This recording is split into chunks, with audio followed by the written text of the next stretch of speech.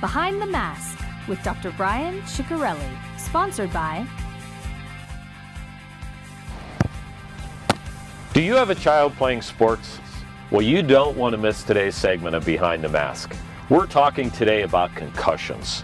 And every year, over 3 million young people go to the emergency room with concussion-like symptoms. Today, we're going to talk to two people that I think are experts in the area of concussion. Dr. Doug Pugar, who's a board-certified neurologist with an interest in closed head trauma, and Chris Borland, a retired NFL player who, after seeing the effects of concussion and the long-term ramifications of these effects, decided to call a career after 1 year in the NFL. So watch today's episode of Behind the Mask.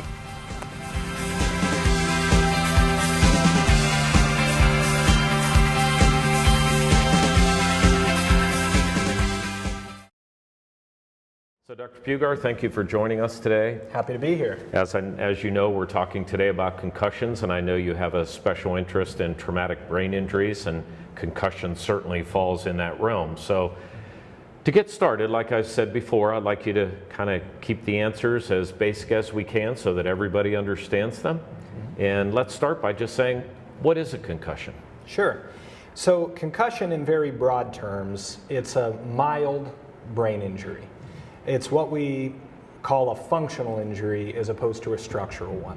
So what that basically means is if you get a CAT scan or an MRI right after a concussion, it's going to look normal because there's no structural injury to the brain. If there is structural injury to the brain, it's a different type of traumatic brain injury. It's something beyond a concussion.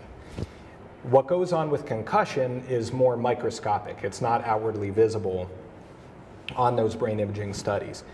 We know that there are some stretching and shearing forces that happen to the brain tissue that damages some of the cells, and then there's a big cascade of different metabolic processes that go on. And ultimately what it causes is what's been coined an energy crisis. All of the energy stores of the brain get depleted, and then that depletion of energy is what produces the various symptoms that we can see with concussion. So I've read in treating athletes for 30 years when I was an orthopedic surgeon, I used to use the analogy that it's like having a bowl of Jell-O in a bowl that has rough edges. Mm-hmm. And when you shake up that bowl, which is basically a concussive force, that Jell-O gets moved around in ways we don't understand. Is that an accurate description really of what happens? Is, yeah, that's a good way to think of it, because we know that the injury to the brain itself is more about what the brain's doing inside the skull, more so than the impact to the outside of the head. It's all the movement that the brain's doing inside the skull that's creating the injury. Okay. And so is it caused just by a blow to the head? Is that the only way you can get a concussion, is getting a direct blow to the head? That's a great question, and there's a lot of common misconceptions on that because the answer is no. Again, because of that, like we just talked about, the injury coming from the brain moving within the skull, certainly the easiest way to make that happen is a blow to the head, but a hard body hit could accomplish the same thing. Any sort of whiplash injury could do it, even if there's no impact to the head itself. Okay. And do you have to have a loss of consciousness to really be diagnosed with a concussion? No. So that's another common misconception. In fact, the overwhelming majority of concussions do not involve a loss of consciousness. It's a pretty small number that will actually knock somebody out right at the time of the impact.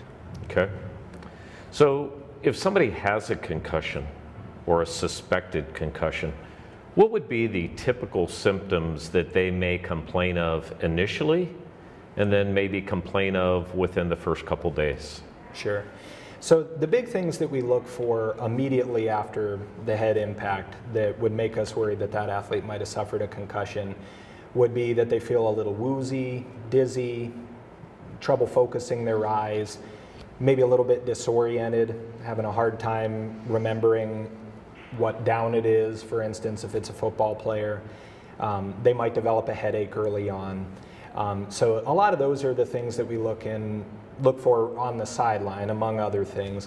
And then in the coming days, there could be a variety of different symptoms that could come up, including they might have trouble sleeping, they might have more mood problems, seem a little more depressed or anxious than they usually are. may have a lot of trouble focusing at school. Fatigue is a common issue, headaches. There's actually 22 known common signs and symptoms of concussion. But what's difficult too is that they're all fairly non-specific. So concussion's not the only thing that can cause them, but certainly if you experience that kind of thing after a head injury, you got to be concerned. Okay, so let's focus on the athlete who gets a blow in the game, and he comes to the sideline. He's typically evaluated by a trainer. Maybe the school is fortunate enough to have a physician on the sideline. What would be the questions or what would be the testing on the sideline to evaluate that athlete? Sure. So the first thing that the trainer or the sideline physician would be doing is trying to keep an eye out for who do they need to pull off to do the evaluation. So the things that they're going to look for during the gameplay will be somebody that takes a hit and they take a little longer to get up than you might expect. Or they get up and when they first get to their feet, they're a little wobbly and it seems like their balance is off. Or as they're talking to their teammates, they seem a little disoriented about the play. Or if they start walking toward the wrong sideline when they're headed over to the bench, that's somebody that should be immediately taken off. And obviously if there's a loss of consciousness on the field or any other major concern, they would come off. Once they get them to the sideline, most of what they would be doing would be asking more specific questions to test their orientation. You know, ask them, what down is it? What quarter are we in? Who are we playing? Who did we play last week? Things that any athlete should be able to readily answer. They might do some balance testing, some eye movement studies, look at their pupils, and there's a lot of different sideline evaluations that can be done that different trainers and different doctors may have preferences for. But it's all about trying to recognize the common symptoms of concussion to know that that athlete needs to stay out of the game. Okay, so importantly, and this was always a struggle on the sideline for me, you get a senior, it's senior night, they're in the playoffs, he's the star quarterback, he got his bell rung, you're under pressure to get him back to play, he's coming up to you saying, I want to play, I'm okay. What would be the things that you notice about that athlete that you would say, nope, you're not going back in? Yeah. So that is a big challenge for a lot of sideline docs and trainers because there is that inherent drive to, you want to get them back in the game. But the term that's used across the board is when in doubt, keep them out. So if they have any of those early signs that you suspect they did have a concussion, even if very quickly they're feeling back to normal, it's important to keep that athlete out of the game because even if they're asymptomatic at the time they go back in, if their brain is still recovering from that concussion and they were to take another hit, that could be potentially dangerous. Okay, so that kind of plays into that second impact injury or second impact syndrome, is that correct? Exactly. Okay, so tell the audience what that is. What's the second impact injury, if you will? So second impact syndrome is a very rare but extremely concerning issue in the realm of concussion. What happens is when an athlete gets a concussion and their brain is still actively recovering, that energy crisis that we talked about earlier is still going on. And if a subsequent head injury happens while they're still undergoing that, number one, it'll be much, much, much easier for them to get another concussion. It won't take nearly as big of a hit for them to get that concussion. But then in rare cases, that second concussion can cause very rapid swelling of the brain, and that can even be fatal. Ooh. So obviously, any concern by the trainer or the physician on the sideline, the answer is no. Correct. You're not going back in if you're exhibiting any of the symptoms that you talked about, correct? Yep. Yeah, the general recommendation is if there's concern that they had a concussion, they do not play that same day.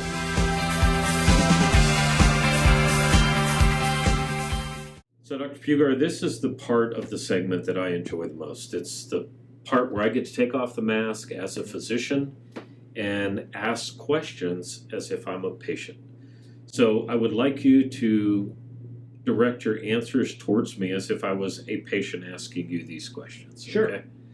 So the first question I would ask is, I'm a parent and I'm sitting at home and I get a phone call from the trainer that says my child sustained a concussion in a soccer game, a football game, and they'll be getting off the bus at 10 o'clock, and I pick them up, and I'm supposed to take them home. Mhm. So what is it when I take them home? What should I be looking for? Sure.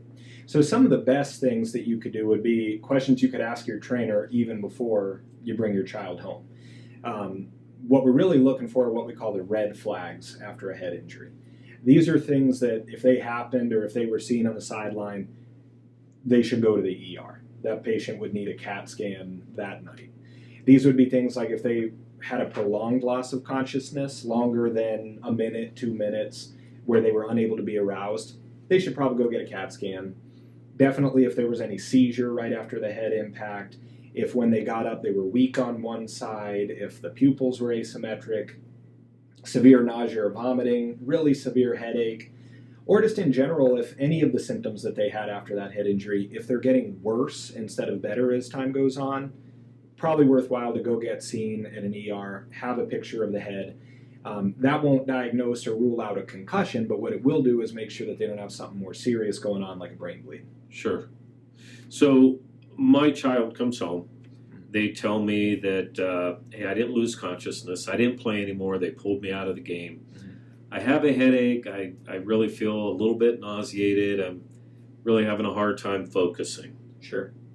Is it safe to keep my child home and observe them that night? Sure. In that case, I think it would be. And certainly if you see any worsening symptoms as the night goes on, that should prompt a visit to the ER. But really, without any of those major red flags being present, this isn't the type of thing that you would necessarily need to wake your child up every hour or anything like that. That's just if there are worsening levels of consciousness, if your child seems to be becoming more drowsy and it's hard to keep them awake, that would be a concern that you would want to take them in. But if they're behaving like their normal selves and they just have a few symptoms that would go along with a concussion, you don't necessarily need to panic about that. You can monitor them at home. Okay, so expanding on that a little bit. My child comes home, says I have a headache, but I'm really hungry, I want to eat some pizza, and I want to take some Tylenol. Mm-hmm. Is it okay that I give them Tylenol? Sure, yeah. So if the headache's bad enough that they feel like they need a medicine, Tylenol is a reasonable one. If they haven't had a CAT scan, we generally say to avoid NSAIDs, things like ibuprofen, aspirin products, just because in theory, if there could be some bleeding going on, that could lead to some worsening of bleeding. But Tylenol would be safe, and that would be perfectly fine if the headache is bad enough to require it. Okay, so they wake up the next morning, they're still feeling not quite themselves. Okay to keep an eye on them again, not having to rush them to the emergency room if they're just feeling a little lethargic, maybe still have a little bit of a residual headache. Mm-hmm. Still okay to keep them at home and watch them. Sure, yeah, because those would all be fairly common symptoms following a concussion. Okay. In typical concussions, the vast majority, patients will be asymptomatic again by the following day even. Of those that have lingering symptoms, the vast majority will be back to their normal within a week. And then as time goes on, people have different lengths of time that they tend to get better over. Okay, so Monday rolls around, it's okay to send them to school? Absolutely. The way that we like to approach it, though, gone are the old days of what they used to call cocoon therapy. So this was the mindset of patient got a concussion, we have to do complete brain rest. Dark, quiet room, no school, no exercise until they're asymptomatic back to normal. We now know that actually prolongs recovery. So we're telling patients now, even from day one, feel free to do your usual activities. Don't necessarily go back to practice right away if you're symptomatic, but do household chores, do your homework, go to class if you're feeling up to it. The key is if any activity that they're doing leads to worsening of the symptoms that they're already having, they need to back off. They need to slow down, take a break, rest, but try to get back into it later. So if they're feeling up to going back to class, as long as being in class isn't worsening their headache, worsening their tiredness, or making them fall asleep in the classroom, they're fine to go back and even do a full day. If it does lead to worsening of their symptoms, that's where we do a graduated return. We might pull that athlete out of classes and have them try only 2 or 3 periods a day, get through that on a regular basis, then we'll move it up to half days and stepwise in that fashion. Same way with exercise. So we now know that early exercise actually helps patients get better quicker as long as they're not pushing through worsening symptoms. So we have athletes now doing light, low-impact exercises like exercise bikes as early as the 2nd day, as long as they're feeling up to it. So that's the ideal situation, though, where they've seen you and you're directing their recovery. Sure. How about if I live in a rural area that maybe doesn't have access to a neurologist and the trainer is seeing my child in school? How do they graduate the recovery? How do they get my student athlete back to playing? Sure. And what do they need to be aware of, and what do I need to be aware of as a parent in a situation where my kid got hurt on Friday, they have another game on Friday, but they're practicing full contact on Tuesday? Where do I allow my kid to play at that point?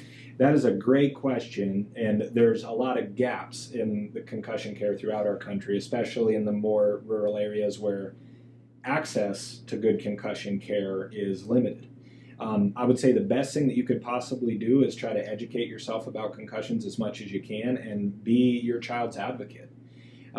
Most athletic trainers are going to be well versed in this, but there are still a lot of old misconceptions about concussion management, and it's important to be sure that as that athlete does graduate through the steps for return to play, that it's being done at the appropriate pace and that athlete isn't being put back into potentially harm's way before they are fully recovered, because those subsequent concussions before complete recovery, that's where the potential longer-term problems can arise. So can you recommend to me a website or a concussion recovery protocol site that you're aware of that I can familiarize myself with, so I can at least talk to that trainer to say, hey, are you aware of such and such a resource? Sure.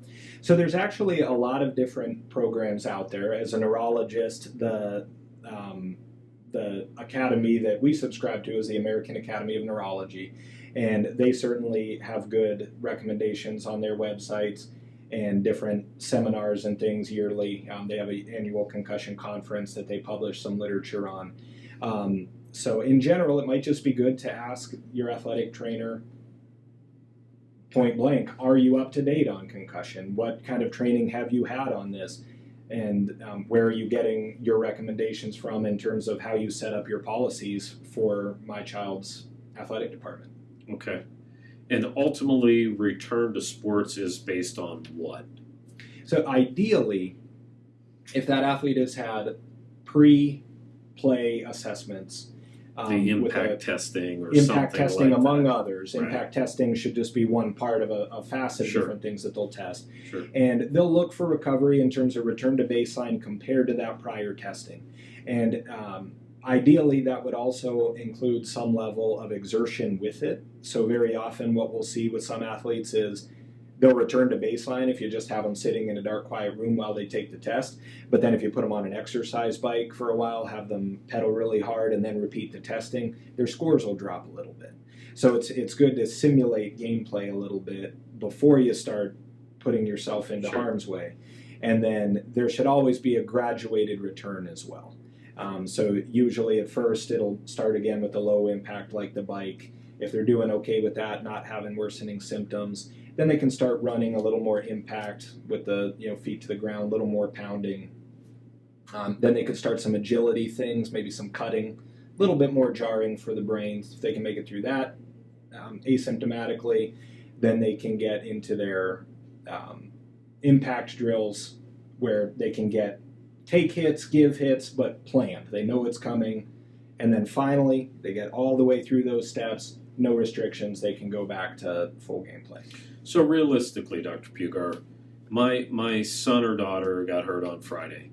Is there any chance they could play the following Friday? Assuming they didn't lose consciousness, relatively minor concussion, first one. Is there a chance they could play the following week? Sure. Yeah, if they're asymptomatic by the following morning, and they see their sports trainer or whoever did their baseline testing and can do the subsequent testing, and they're scoring at their normal level, and they're back to a full regimen school day and able to get through that without symptoms and able to practice fully without symptoms and go through all those necessary steps. They could practice by the they could play rather by the following week. There's no one size fits all in terms of how long you spend at any given step.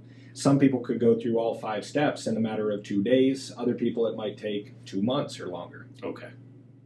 So let's change it up just a little bit here. We've talked about children sustaining a concussion. Mm-hmm. Let's assume that I sustained a concussion. I was riding my bike on the bike path, wearing a helmet. I fell off, got jarred pretty good, didn't lose consciousness, but certainly needed help getting back home. Sure. Didn't feel capable enough to drive my own vehicle, as a matter of fact. Mm-hmm. What should I do as an adult who sustains a concussion? Mm-hmm. So in a lot of ways, recommendations would be similar as for the athlete. So as soon as the following day, if you're feeling up to it, you can begin physical activity, low impact, avoid head injury. So just like we would keep an athlete out of their field of play because we don't want them to get another head injury, Sure. You probably don't want to get on your bike again or do any other type of activity where you might sustain another head injury too soon. Sure. But you can start exercising. A lot of times I like to recommend, even if, say, it's a weekend, you don't have to go back to work, even start simulating some work activity. If your job requires you to be on a computer, do some computer time. See if you're able to get through it so that you'll know for the coming Monday, do I think I'm going to be able to get through a day's work without getting a headache or feeling overly fatigued or anything like Sure. that. So I'm a heavy machine equipment operator. Mm-hmm. I'm driving a big rig. Mm-hmm. Is that something that I could safely go back to on Monday if this concussion happened on Saturday? So that one might make me a little nervous unless you were feeling 100% asymptomatic by the following Monday. Then I wouldn't really have any restrictions. But certainly just because it is heavy machinery and there's more at stake if there's a problem there, if there were any issues with dizziness or coordination problems or severe headaches and light sensitivity and the kind of thing that might make it dangerous to operate that machine, then I would say we should definitely hold off on anything like that. Oh, and I forgot to tell you, I'm on blood thinners for my atrial fibrillation. Mm-hmm. And when I fell, I hit my head pretty hard. Mm-hmm. Is there any precaution that I should do? Is that a red flag that I should immediately go to the emergency room because I'm on blood thinners? How would you handle that situation? How should I handle that situation? Sure. So that one would certainly make us nervous. I would certainly, if my patient called me and told me they just fell on their bike and cracked their head pretty hard and they were on a blood thinner, I would most likely advise them just to go to the ER to get that CAT scan. They would not necessarily need to be admitted to the hospital. Sure. But just when you're on blood thinners, it's so much easier to have that bleed into the brain. Okay. And it's not worth missing. Okay. So I go to the ER, they tell me they do an MRI or a CAT scan, they don't see any brain bleed. Should I stop my blood thinners temporarily because I hit my head? Or is that something that I should talk to my cardiologist because he has me on the blood thinner? What should I do? Sure. So in that case, I would not recommend coming off the blood thinner. If there's no active bleeding, then we wouldn't expect the blood to start forming later. Sure. It would have happened right at that impact. Okay. So I wouldn't necessarily recommend coming off of it because presumably you're on that blood thinner to prevent things like pulmonary emboli or strokes, which are very serious things. So we would want to keep preventing those as much as possible. Now, for some other patients, and this question comes up a lot in the world of neurology and cardiology, for people that are frequent fallers, their balance isn't so good and they're falling down every couple of weeks just with normal casual walking, that's a situation where we do have to strongly consider if it's safe to keep that patient on a blood thinner, because if they haven't had a brain bleed yet, they're tempting fate with every additional fall that they have. Okay. Well, from my standpoint, I think I've asked all the questions that I think that a patient should ask. Is there any information that you think that you would like to elaborate on that I didn't ask? that you might want to convey to the audience or Sure. people watching the segment? So probably the best advice that I could give, because one of the things that we see in the concussion world a lot, especially in the world of general neurology, where unfortunately sometimes it can take a while to get in to see a general neurologist, and so concussion symptoms may have been lingering for several weeks before they're able to get in. It's very easy when you're a young, healthy person with no symptoms, and all of a sudden you have 8 new symptoms of concussion that are lingering for a while. You start to think things are hopeless. You start to think you're broken, that you're not going to get better. And that negative thought process can actually prolong your recovery overall. So the best advice I can give is just remember that concussion is, by its very definition, a temporary phenomenon. You can and will get better. Some patients do require help to get there. But seeing the proper physicians and going through the proper steps, you can and will get back to normal. Okay. So thanks again, Dr. Pugar. The Absolutely. information was awesome. I appreciate your time. My pleasure. We're going to leave here and actually go back to the weight room and see how these concussions affected Chris Borland in his experience. Great. So thanks again.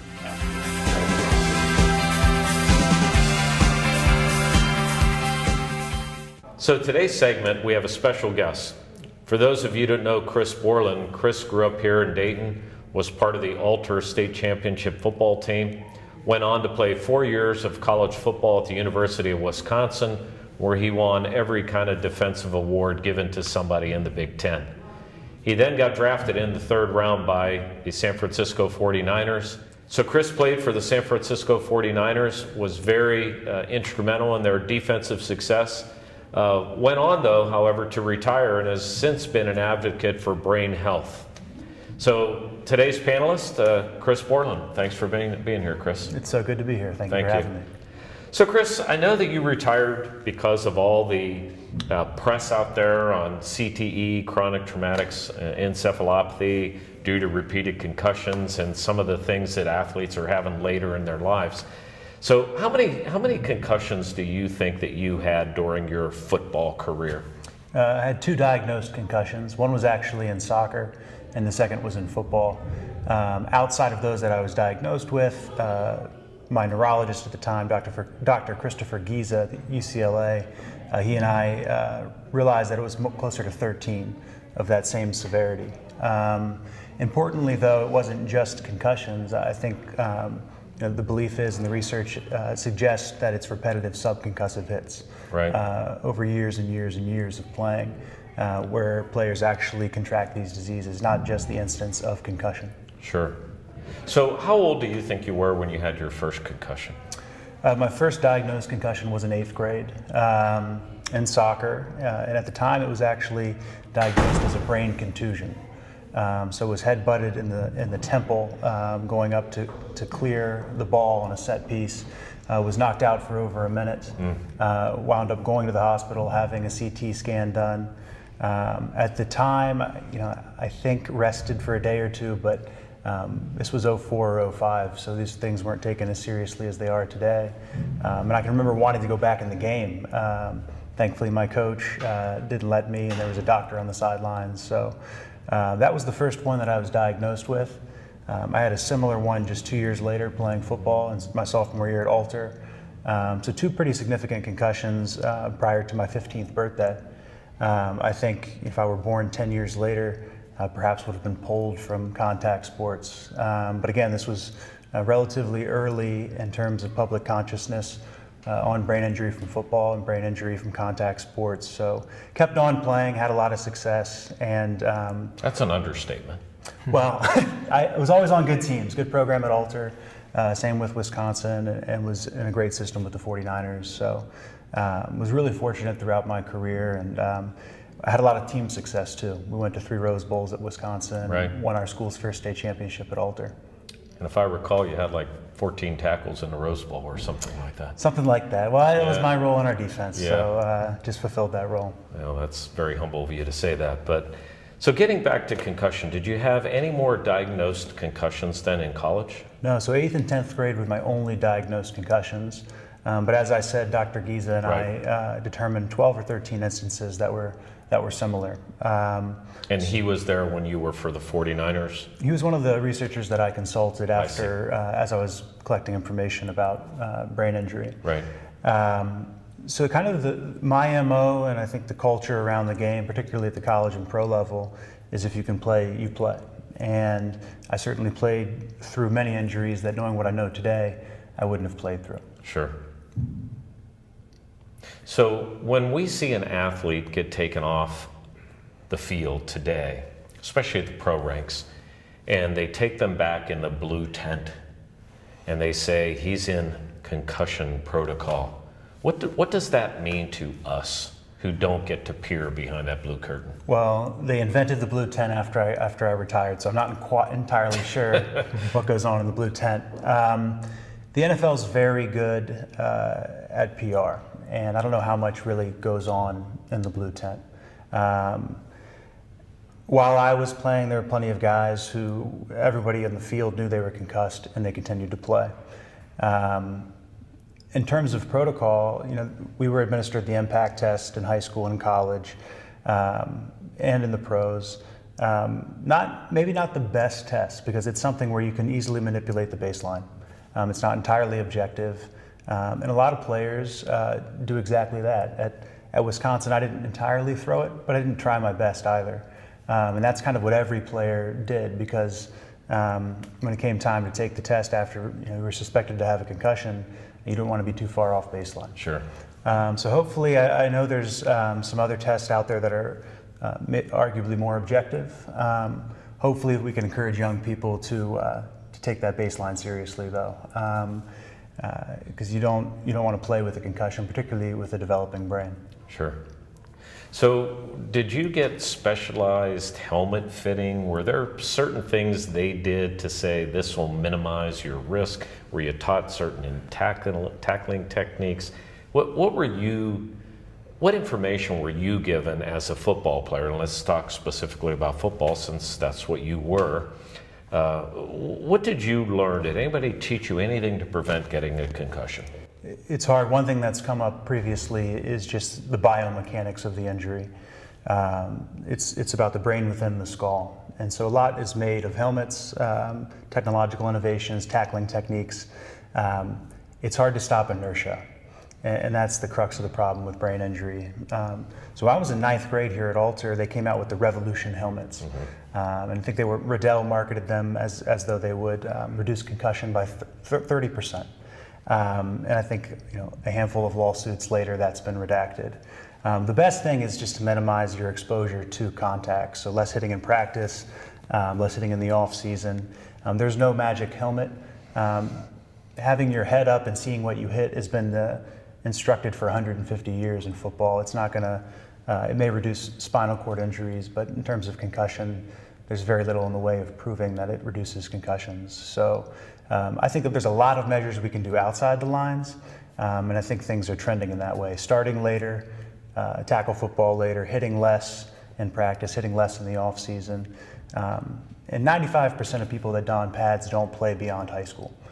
So if we do those measures, we'll reduce the exposure rate by 70% for most kids that play tackle football. Sure. So what about those kids that don't play tackle football? I mean, I know that we're focusing on football because you're a football player, but like Dr. Pugar alluded to, soccer, especially in girls, I've seen some of the worst injuries. You said your first concussion was a soccer related. Do you think there's certain sports that we should just not play anymore, that we should ban headers? What do you think, as an athlete who's played at the highest level, what do you think we can do as a community, as a nation, to say we don't want to see these young people getting concussions because we know the long-term ramifications of them? I think it's pretty simple, just retooling these sports. You can get a concussion in any sport. USA Soccer has suggested a heading ban for certain ages. Same is true of hockey. There's not checking until a certain age. We lose nothing by retooling these sports to make them better for children's participation and for their long-term health.